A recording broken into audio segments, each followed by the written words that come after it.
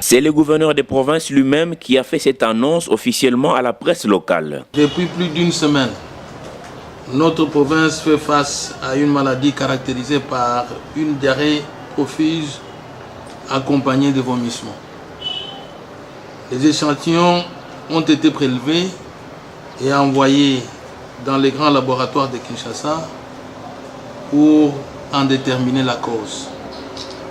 À ce jour, où cette maladie a fait environ 90 cas et quelques décès 13, le laboratoire vient de confirmer qu'il s'agit du choléra. 13 décès déjà enregistrés, bilan tout à fait provisoire, puisque depuis 4 jours, de nouveaux décès s'enregistrent en série, comme ici, à l'hôpital Christ III, situé dans la commune de Bipemba.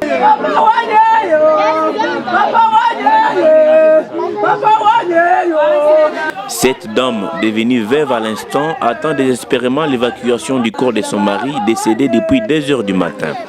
L'homme de 80 ans révolu est arrivé dans cette unité de traitement du choléra seulement 4 jours après avoir contracté la maladie. À l'hôpital général de Djipomba, où est installée une autre unité de prise en charge, les malades se comptent par dizaines.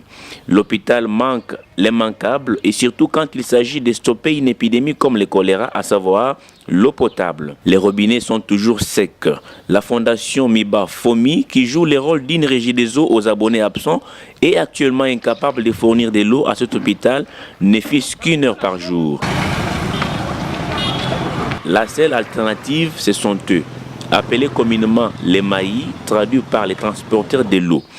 Ils parcourent des distances parfois impossibles à la recherche de cette denrée devenue rare sur la ville d'Mbuji-Mayi afin d'épargner tant soit peu la population qui n'hésite plus à consommer n'importe quelle eau, à l'image de ses habitants de la commune de la Mouya qui s'approvisionnent ici en eau qui coule des fuites de ses anciennes tuyauteries. Cette eau, je l'ai eue au quartier Simis. Notre régie des eaux ne fournit plus de l'eau partout. Nous venons de Simis où nous avons été chercher cette eau. Beaucoup de quartiers sur la ville ne sont pas alimentés en eau et les gens souffrent beaucoup. Et nous sommes là pour les aider. Avec cette épidémie de choléra, il n'est pas bon que les gens consomment l'eau de nos rivières qui sont toutes sales.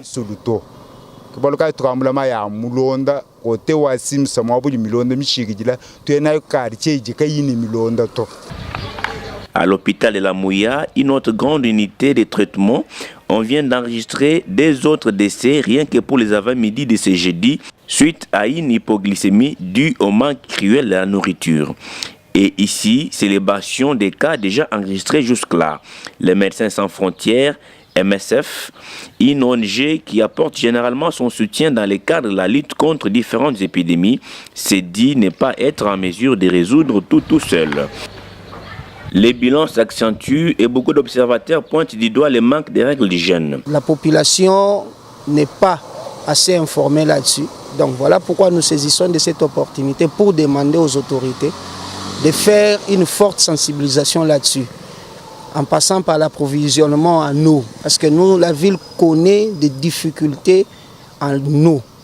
Or, c'est une maladie à main sale. Donc, tant que la population n'a pas assez d'eau, cette maladie continue à faire des dégâts énormes.